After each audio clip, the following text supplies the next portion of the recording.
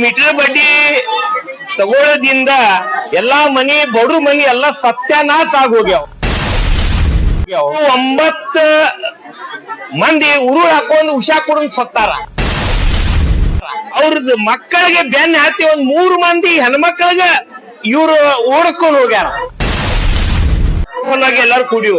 ಈ ಮೀಟರ್ ಬಡ್ಡಿ ತಗೊಳ್ಳೋದ್ರಿಂದ ಎಲ್ಲಾ ಮನಿ ಬಡ್ರು ಮನಿ ಎಲ್ಲಾ ಸತ್ಯಾನಾಶ ಆಗೋಗ್ಯಾವ.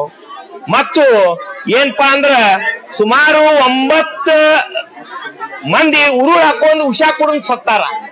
ಮತ್ತು ಇದೇನ ಮೀಟರ್ ಬಡ್ಡಿ ಅವ್ರ ಏನ್ ವಸೂಲಿಗೆ ಬರ್ತಾರ, ಅವ್ರ ಅವ್ವ ಅಪ್ಪ ಇಲ್ದ ಟೈಮ್ನ್ಯಾಗ ಅವ್ರದ್ದು ಮಕ್ಕಳಿಗೆ ಬೆನ್ನ ಹತ್ತಿ 3 ಮಂದಿ ಹೆಣ್ಮಕ್ಳಿಗೆ ಇವ್ರು ಓಡಿಸ್ಕೊಂಡ್ ಹೋಗ್ಯಾರ.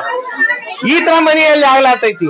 ಇಂತಾದ ಆಗುದು ಹಿಂದೂ ಮನ್ಯಾಗ ಆದ್ರೂ ನಮ್ ತ್ರಾಸ, ಬಡ್ರ ಮನ್ಯಾಗ ಇಂತಾದ, ಮುಸ್ಲಿಮ್ರ ಮನ್ಯಾಗ ಆಗ್ಲಿ ಹಿಂದೂ ಮಂದಿಯಾಗ ಆಗ್ಲಿ ಇಂತಾದ್ ಯಾವ್ದೂ ತರ ಆಗಬಾರ್ದು.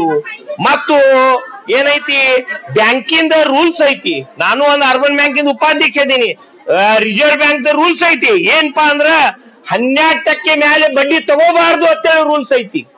ಇವ್ರು ಎಟ್ ಪಟ್ ತಗೋತಾರಪ್ಪ ಅಂದ್ರ 6 ವರ್ಷನ್ಯಾಗ ಇವತ್ತು ನಾವು ಲೋನ್ ಕೊಡ್ತೀವಿ ಅರ್ಬನ್ ಬ್ಯಾಂಕ್ನ್ಯಾಗ, ನಾವು ವಸೂಲಿಗೆ ಹೋಗಂಗಿಲ್ಲ. 6 ತಿಂಗಳಕ್ಕೊಮ್ಮೆ ವಸೂಲಿಗೆ ಹೋಗ್ತೀವಿ. ಮತ್ತೆ ಲಾಸ್ಟ್ ಮಾರ್ಚ್ಗೆ ಹೋಗಿ ಎಲ್ಲಾ ಲೋನ್ ತುಂಬ್ಕೋತೀವಿ. ಇವ್ರು ಏನ್ ಮಾಡ್ತಾರಪ್ಪ ಅಂದ್ರ 1 ವರ್ಷಕ್ಕೆ ಡಬಲ್ ತಗೋತಾರ ಇವ್ರು.